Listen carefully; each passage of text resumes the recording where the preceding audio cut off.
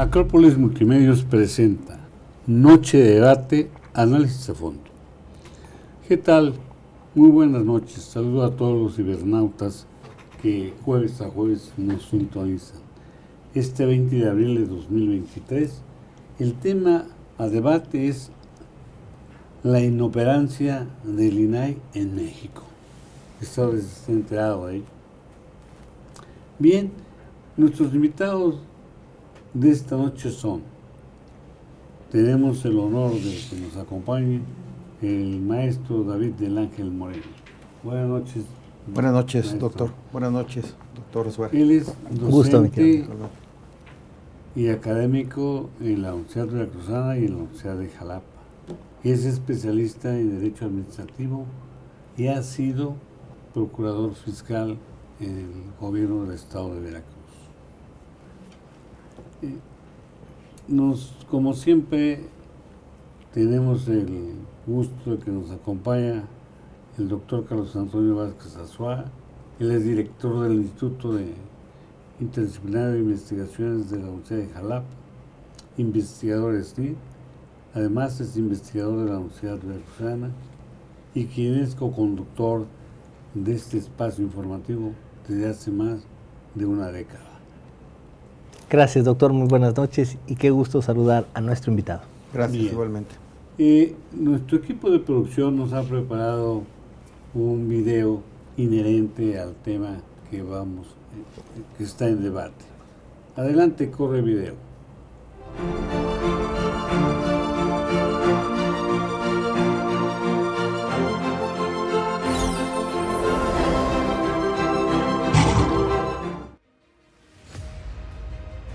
El pasado martes, los senadores del Partido Acción Nacional tomaron la tribuna para exigir que ya se nombren a los 3 comisionados faltantes del Instituto Nacional de Transparencia, Acceso a la Información y Protección de Datos Personales, INAI, ya que no se cuenta en ese organismo con quórum legal para sesionar.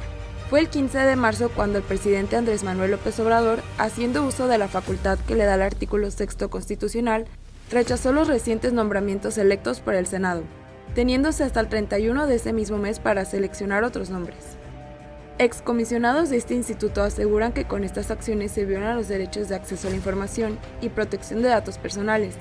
Se pierde la posibilidad de consultar información pública y no se pueden tomar decisiones ante quejas ciudadanas por faltas en el cumplimiento de obligaciones de transparencia o protección de datos por parte de las dependencias federales.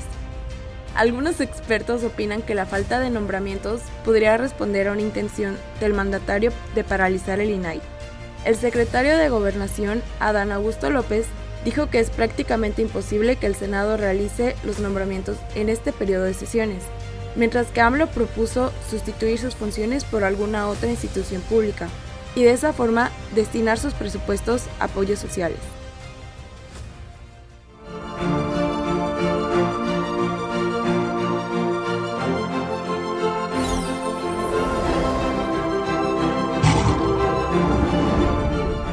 Panel de lujo, estamos regresando y vamos a dar inicio a los cuestionamientos. ¿Qué afectación a derechos humanos causa la no designación de los consejeros del Instituto Nacional de Acceso a la Información en México, doctor Vázquez Azuara? Gracias, doctor Carlos García Méndez. Sin duda un tema bastante polémico, bastante interesante, que ha sin duda captado la opinión pública tanto de los actores políticos como jurídicos en el país. Y es que sin el nombramiento de los 3 consejeros que aún restan del total de 7 que constituyen el Instituto Nacional de Acceso a la Información y Protección de Datos Personales, este queda sin operación, es decir, no puede seguir sesionando con 4 únicamente miembros, 4 consejeros. Luego entonces, esto sin duda representa un golpe muy certero a un órgano que es autónomo, constitucional y que vela por el derecho humano de acceso a la información y al derecho humano de protección de datos personales, y también repercute directamente en el derecho de transparencia, tanto la obligación de transparentar recursos y por tanto de manera indirecta también le está pegando a la rendición de cuentas. Entonces, es todo un aparato muy complicado que tiene que ver con este principio de interdependencia de los derechos humanos, donde están concatenados claramente la transparencia, el acceso a la información, la protección de datos personales y la rendición de cuentas. Todos estos engranes que giran en torno a una sinergia de derechos humanos se encuentran en riesgo ante un instituto que tiene como finalidad garantizar que estos derechos humanos, en caso de ser coartados, puedan evidentemente tener una tutela efectiva, puedan ser disfrutados por las y los ciudadanos. Aquí el gran problema que vemos en un trasfondo, en cierta medida, tiene que ver con un supuesto que no habíamos visto antes. Hay una obligación de designar a los consejeros, pero no hay una voluntad política para designarlos. Hay una ausencia de consejeros, pero no había dadose un caso en el que fueran 3 de 7 que no estuvieran integrando este organismo público autónomo, pero al mismo tiempo está en la Constitución. Este organismo tiene facultades muy claras y expresas y dependemos, indiscutiblemente, por supuesto, de la voluntad política y del ejercicio eficaz de funciones que haga el Poder Legislativo. Si no se dan estos supuestos, estamos entrando en un vacío normativo que por primera vez nos permite identificar que no tenemos constituido adecuadamente el Instituto Nacional de Acceso a la Información, no está funcionando y por tanto esto, conforme pasan los días, paraliza el derecho, la garantía que se tiene para este disfrute pleno de derechos humanos que he mencionado hace un instante. Y por supuesto que esto nos lleva a una reflexión todavía más profunda. ¿Qué interés se tiene desde las altas esferas gubernamentales para que este organismo público funcione o deje de funcionar? Porque al final nos vamos a dar cuenta que en un contraste entre la política y el derecho, muy probablemente la política tiene un sesgo muchísimo más profundo y repercute de manera más contundente en las decisiones del país, que no debería de ser, porque los derechos humanos no pueden estar supeditados a la voluntad política. Sin embargo, cuando vemos nosotros este panorama nos damos cuenta que la realidad es así. De entrada, yo así comenzaría mi comentario, doctor García Méndez. Muchas gracias, doctor Azuara. Muy acertado su comentario. Bien, bueno, pues yo quiero preguntarle al maestro David del Ángel Moreno al respecto de esta pregunta de la afectación a derechos humanos, o qué afectación tiene la causa de no designación de los consejeros del instituto. ¿Por qué razón no serán nombrados estos consejeros y a quién compete nombrarlos? Claro. Buen día, gracias a todos, doctor. Como siempre, un placer saludarlo, doctor García Méndez, estimado doctor Vázquez Azuara, gracias por la invitación. Bueno, tiene dos aristas mínimas, una arista política y una arista jurídica, sin lugar a duda. Creo que todavía en este país no tenemos claro si la política le sirve al derecho o el derecho le sirve a la política, pero sin lugar a dudas ambas son conectoras y sin lugar a dudas, como nosotros tres siempre sabemos, la política nutre mucho al derecho. Estamos ante un escenario jurídico inédito, una norma que fue redactada para un trabajo normal del ente autónomo. El problema de esto de fondo es que la ley general de transparencia, la ley federal de transparencia, indica que el INAI debe tener para sesionar válidamente 5 de 7, lo cual suena muy lógico, pues porque es un número básico para tener una decisión legítima. Pero esa norma está hecha pensando que van a estar existidos los 7 comisionados. La ley no regula la hipótesis de qué va a pasar en el caso de que no estuvieran. Ahí tenemos una carencia que es importante tomar en cuenta. El segundo problema que debemos abordar para entender el fenómeno de la INAI es que este instituto, a diferencia de otros tantos más del país, dice en una disposición muy expresa que no puede haber suplencias, vaya. Cuando es muy común en muchos entes colegiados, jurisdiccionales sobre todo, que en las ausencias temporales, por ejemplo, puede haber personas que suplen a este tipo de servicios. En el caso del INAI no lo contempla. Entonces eso genera un conflicto jurídico que en una ley que no es la Constitución parece que nos está impidiendo. Entonces quizás el planteamiento jurídico sería saber si es adecuada la interpretación de que no puede funcionar el INAI porque se necesitan 5 de 7 y solo tenemos 4, cuando en realidad esa norma fue pensada para que estuvieran 7, es decir, las ausencias a las que se refiere no es por falta del órgano designador, sino por las ausencias temporales. Entonces hay una veta jurídica que podría dar lugar. ¿A quién le corresponde el nombramiento? La Constitución General de la República en el artículo 6 dice que le corresponde al Senado de la República de manera exclusiva. Lanza una convocatoria 30 días antes de que sepa que se va a vencer el periodo constitucional de algunos de los comisionados para hacer un consenso entre grupos sociales, entre actores, académicos, políticos, etcétera, para integrar las planillas correspondientes, pasarlas por las comisiones y que el pleno los vote. El problema está en que después de mucho tiempo el Senado de la República alcanzó el consenso necesario para eso, pero el presidente de la República, con un derecho constitucional legítimo que también sirve de contrapesos, decidió vetarlo, ¿sí? O hacer las observaciones. La Constitución afortunadamente sí prevé el caso y la hipótesis dijo, vamos a una segunda presentación. Segunda presentación que está en marcha, que está en trámite, que debe estar entrampado en alguna parte del Senado de la República, ¿sí? Pero eso tiene paralizado porque el tiempo para haber nombrado ya sucedió. Si esto llega a darse, estos segundos nombramientos y el presidente de la República los vuelve a vetar, entonces en consecuencia el Senado de la República hará ya la designación definitiva. Pero esto no puede suceder si no tenemos la segunda ronda de designaciones a las que el presidente de la República las admita o las rechace. Respecto de cuáles son los derechos humanos que están en juego, pues sí, efectivamente, acceso a la información, protección de datos personales, pero más allá, incluso es posible que la tutela efectiva también. Dudaría un poco que fuera la tutela judicial efectiva, como dice el 25 de la Convención Americana, porque en la realidad el INAI trabaja recursos administrativos, aunque tiene una jurisdicción formal, porque está en la Constitución reconocido, trabaja recursos administrativos, recursos de revisión, recursos de inconformidad, no son juicios propiamente, ¿sí?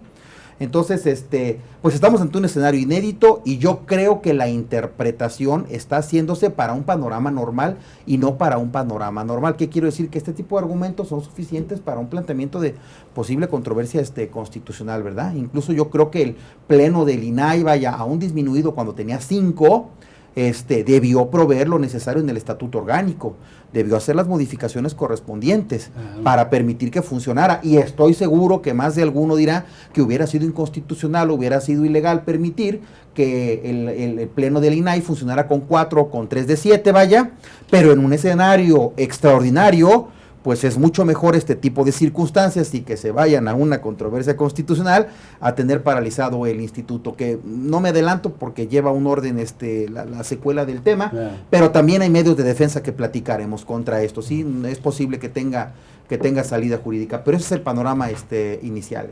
Pues muchas gracias, García. Muy puntual todo ello porque pues la sociedad en general está atenta y preocupada por ello, ¿no? Porque pues se piensa que puede ser alguna necedad, ¿no?, de alguien. Claro. ¿Verdad? Bien, vamos a ir a un corte que es breve. En la Universidad de Jalapa buscamos una educación integral. El deporte es parte fundamental. Nuestros jaguares y nuestras jaguares dejan todo en la cancha. Y este espacio es espacio para ustedes. Espacio Jaguar, a partir de febrero, todos los lunes a las 5:30 de la tarde, a través de Acrópolis Multimedios y las redes sociales de nuestra universidad. Soy David Silva y te espero todos los lunes en Espacio Jaguar. Saca la garra, saber para trascender.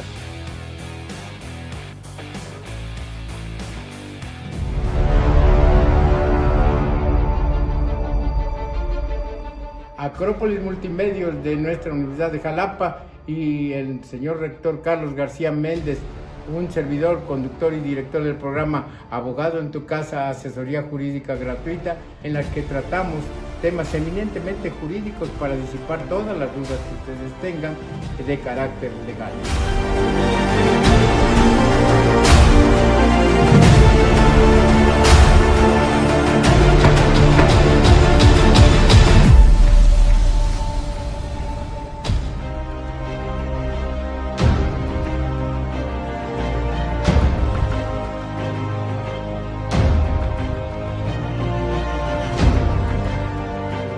Esto es Noche de Debate, análisis a fondo. Y el tema, usted que nos acaba de hacer el favor de sintonizarnos, estimado cibernauta, la inoperancia del INAI en México. Bien, vamos a continuar con nuestros cuestionamientos. ¿Se tiene algún mecanismo para lograr que el Poder Legislativo designe los consejeros faltantes del INAI a pesar de la falta de consenso político? Doctor Vázquez Azuara. Gracias, doctor. Resulta interesante advertir que en el sistema jurídico mexicano actual tenemos mecanismos previstos por las normas para efectos de que los legisladores puedan llevar a cabo sus labores cuando son omisos en ello. Curiosamente, lastimosamente, no estamos en una hipótesis como esta, porque nosotros tenemos una figura que entró desde la reforma del propio 10 y 6 de junio de 2011 y que derivó en la reforma a la Ley de Amparo, que establece una figura llamada amparo por omisión legislativa. Es decir, cuando el legislador es omiso en legislar, cuando tiene la obligación constitucional de hacerlo.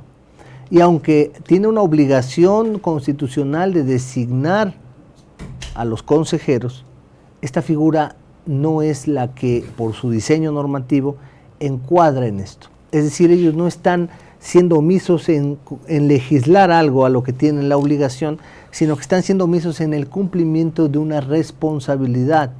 Entonces, para eso tenemos otra serie de figuras.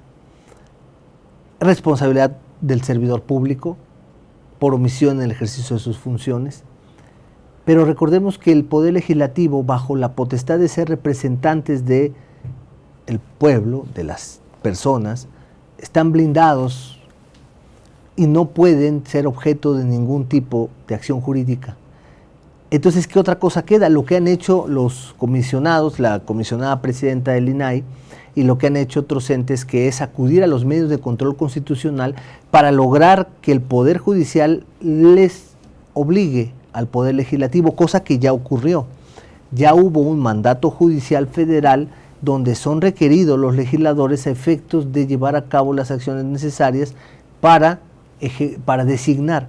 Pero recordemos que esto, y ya lo mencionaba aquí el distinguido maestro David del Ángel, acertadamente, estamos en un limbo donde estamos en un proceso de designación que ni aceleran, que ni destraban.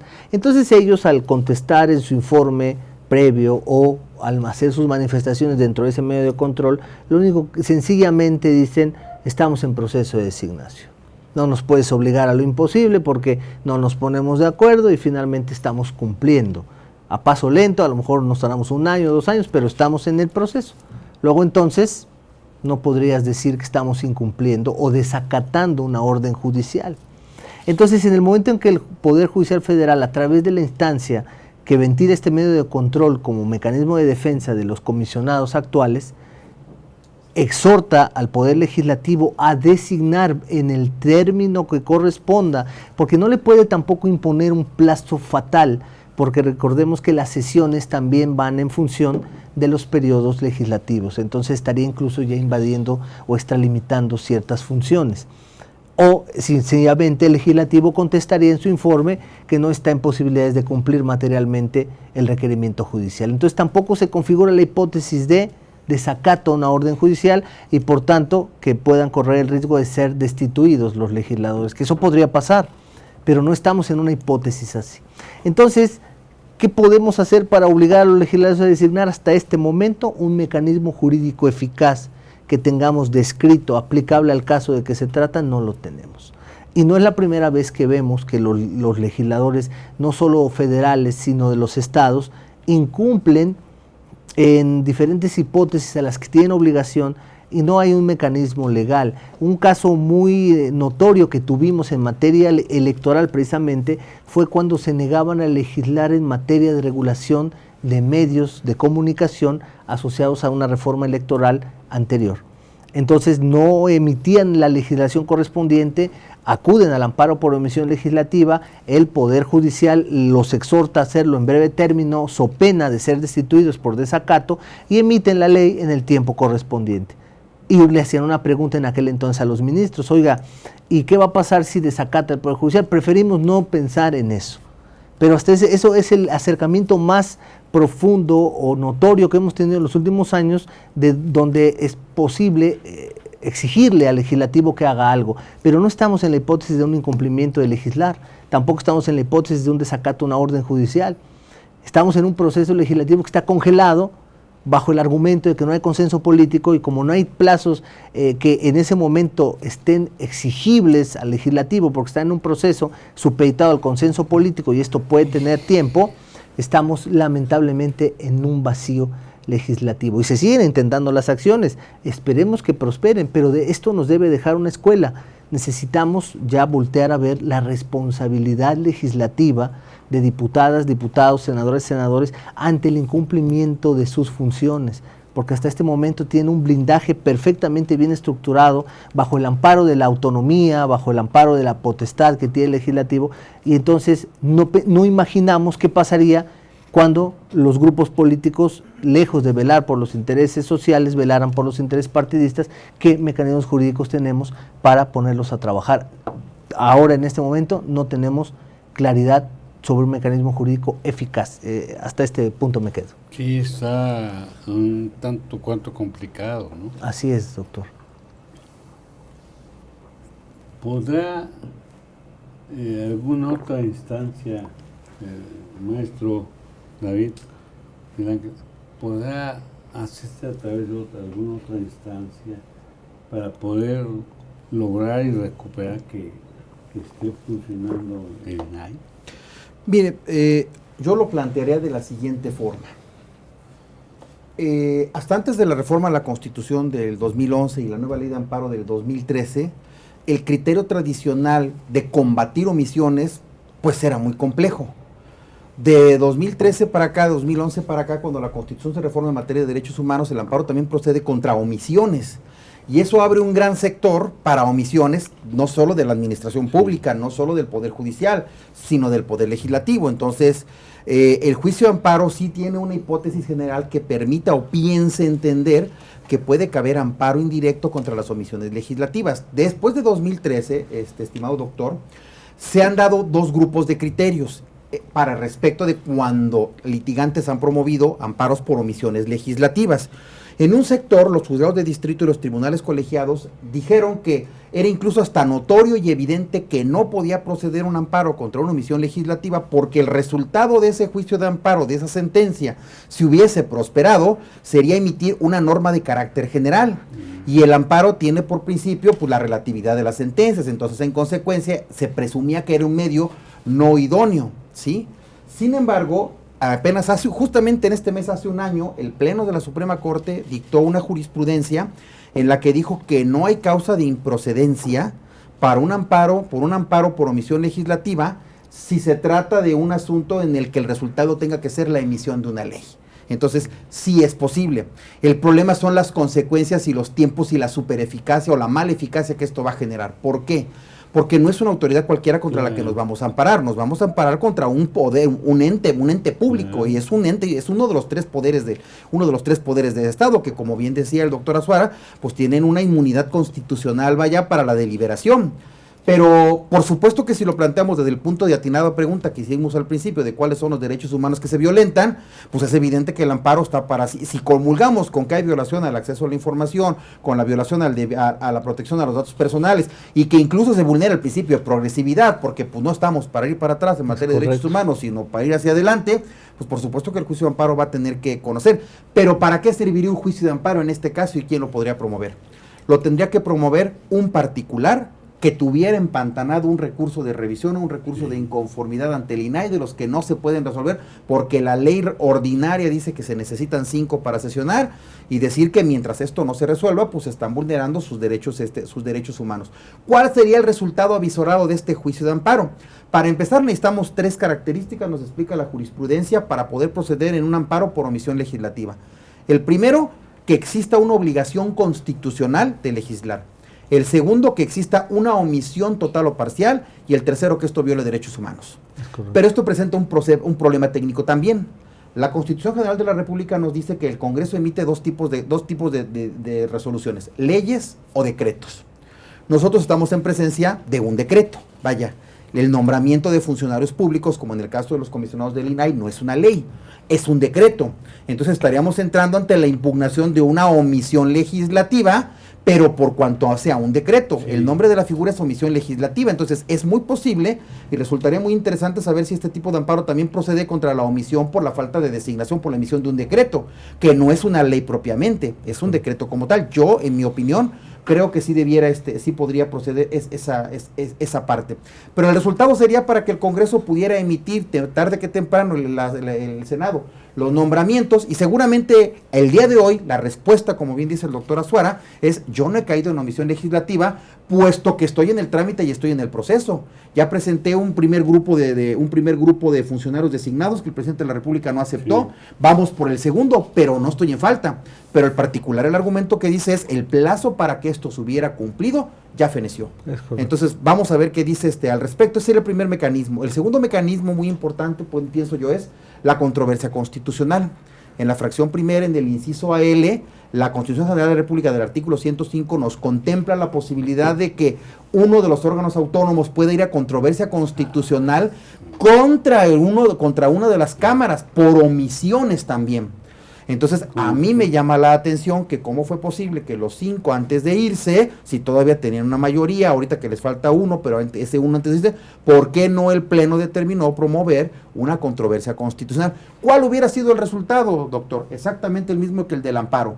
Tener una sentencia que le dijera al Congreso, a la Cámara de Senadores: emite los nombramientos, pero no puede lograr, sin correr los trámites correspondientes de ejecución de sentencia, etcétera, que se logre emitir la norma. Entonces es muy largo, pero sí existen mecanismos para tener sentencias en esta situación. Entonces creo que son los panoramas que podrían ser. Pero debo decir también, en descargo de esto, doctor, que no creo que necesariamente esté paralizada el acceso a la información y la protección de datos en este país. La misma Constitución General de la República, en el artículo 107 en materia de amparo, la misma Ley General de Transparencia y la Ley Federal de Transparencia nos dicen que el recurso que debe conocer, el segundo recurso administrativo que debe conocer el INAI contra las resoluciones de los órganos garantes de los estados, es optativo. Por lo tanto, la propia Constitución de la República nos permite entender que si el organismo de transparencia local del estado de Veracruz, por ejemplo, ya dictó una resolución y no da la razón al particular, el particular tiene la opción de irse al INAI a un siguiente recurso o irse al juicio de amparo. Entonces, este grupo de personas tiene la posibilidad de relevar un principio de definitividad porque hay una optatividad y poder acudir a juicio de amparo indirecto en este caso. El sector son las personas que están ahorita sumidas en un grupo de recursos que no se resuelven porque el Pleno argumenta que no tiene 5 personas y por lo tanto no pueden acceder. Pero ahí hay dos recursos, un recurso de revisión y un recurso de inconformidad. El que es obligatorio, el primero, ese sí tendrán que esperar a que se resuelva o ampararse. Pero el segundo, que le explico que es optativo, pues si es optativo y no se ha resuelto y ya se feneció el plazo, en cualquier momento en particular puede promover su juicio de amparo y un juez de distrito tendrá que tramitarlo y tendrá que admitirlo y relevar al INAI y resolver contra el organismo garante del estado de donde procede el asunto. O sea, es un asunto muy complejo porque son muchos asuntos los que hay que ver aquí, doctor. Muy bien. Muchas gracias. Es un tanto complejo, muy complicado el panorama que vemos en la actualidad. No es fácil de resolver, pero tendrá que haber alguna solución porque no puede estar así el país, ¿no? Bien. Doctor Vázquez, ahora, el hecho de que el INAI actualmente sea inoperante, quiere decir que no se tiene ya un recurso judicial efectivo en caso de la negativa de acceso a la información en nuestro país. Gracias, doctor, porque precisamente la respuesta a esa pregunta va de la mano con lo que de manera muy acertada refería nuestro amigo, el distinguido maestro David del Ángel. Y lo dijo bien. ¿Qué pasa cuando pedimos información, nos la niegan y en la instancia federal está paralizada esa posibilidad? Tenemos la vertiente del amparo que no exige definitividad y eso está muy bien.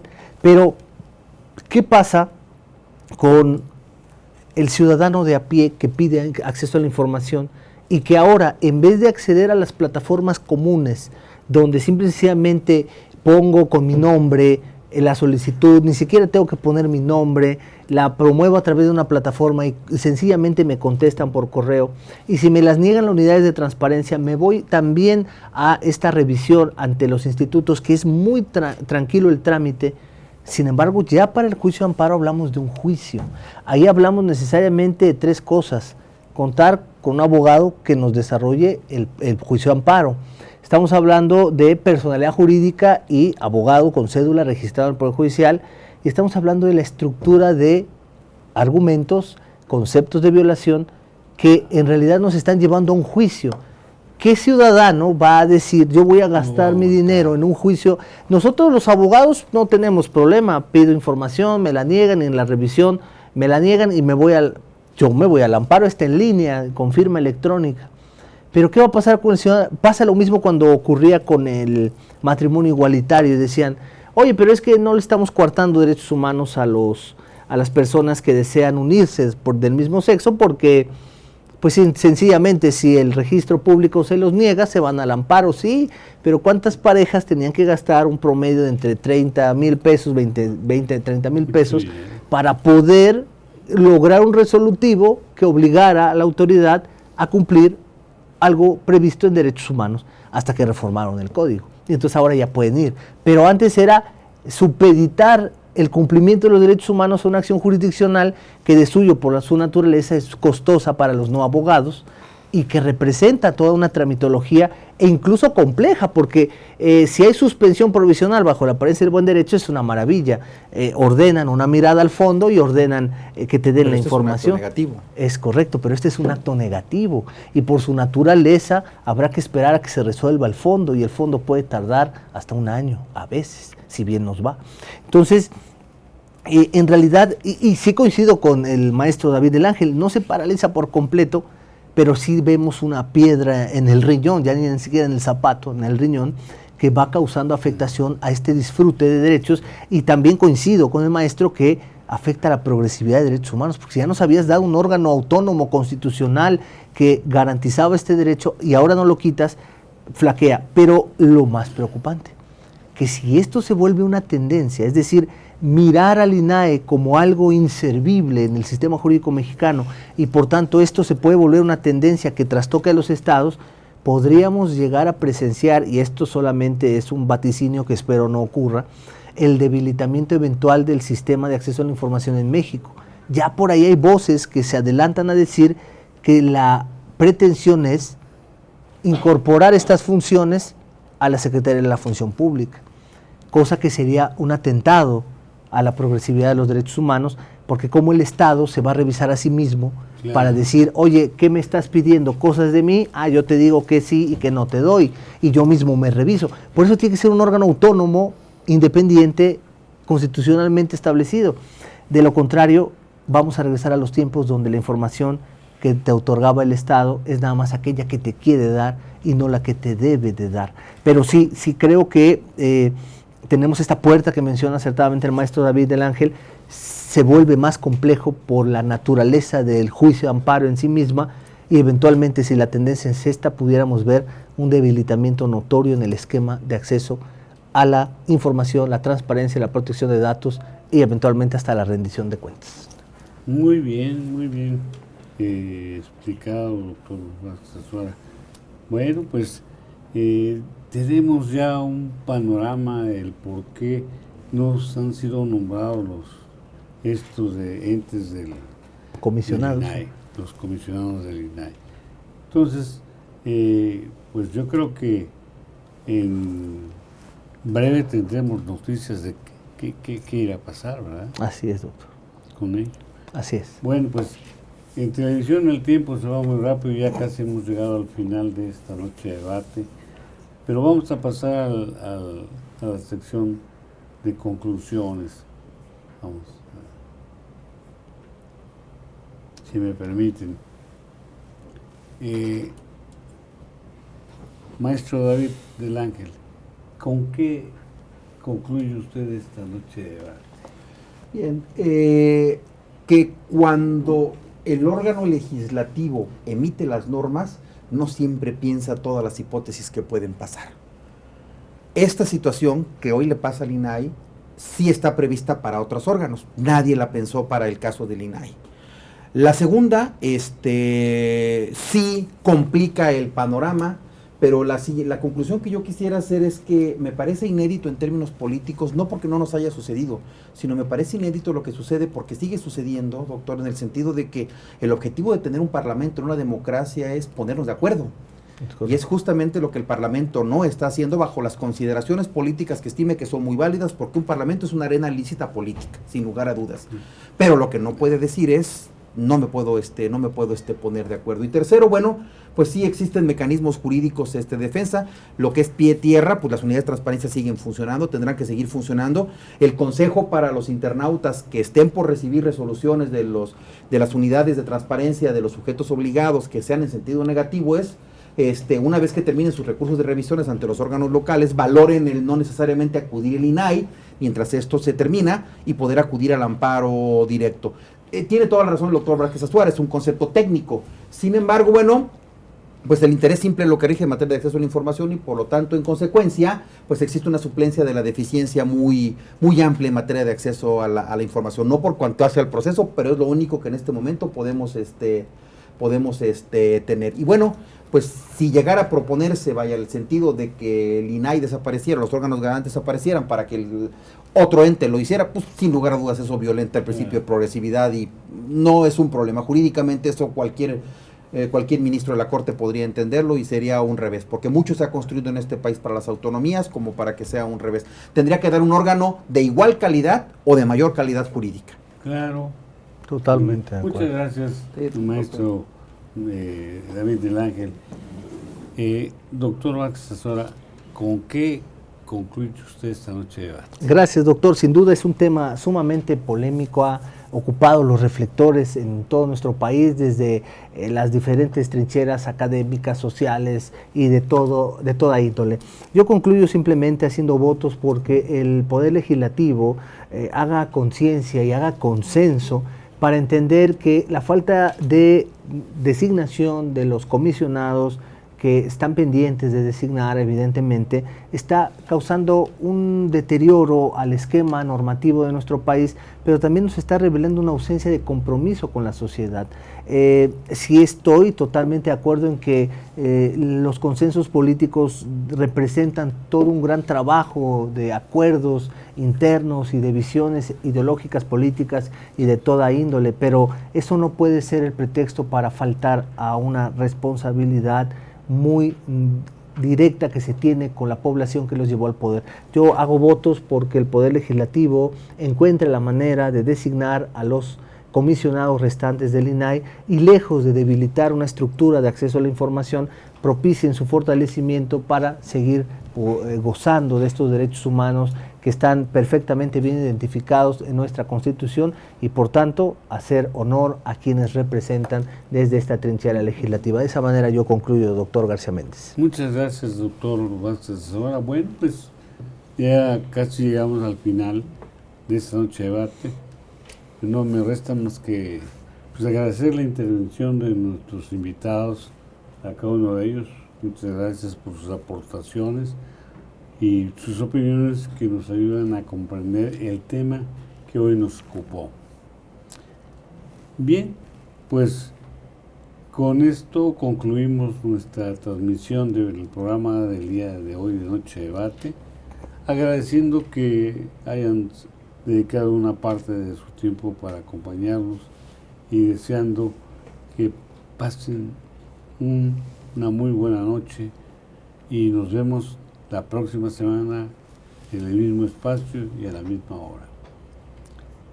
Y me queda nada más agradecerle también al doctor Montes de Oca, que encabeza el grupo del staff de Acrópolis Multimedios, por todo su apoyo y todas las investigaciones que llevan a cabo. Gracias, hasta la próxima, nos vemos.